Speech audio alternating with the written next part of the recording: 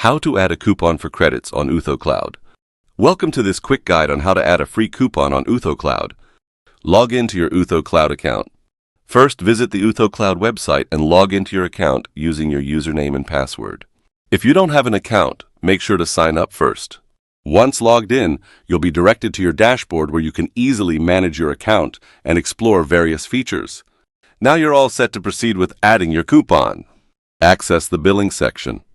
Once logged in, navigate to the account, then click on Billing section in your dashboard.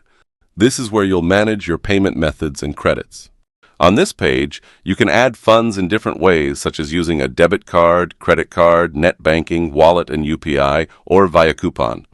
Look for the Apply Coupon option. Enter your coupon code and click Apply Coupon. After entering the code, ensure you are using the correct and valid coupon.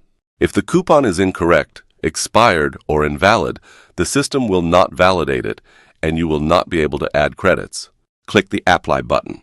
Then click OK. Now the system will verify the code, and if it's valid, you should see the credits added to your account immediately. Finally, review your changes to ensure the free coupon has been successfully applied. You should now be able to enjoy the benefits.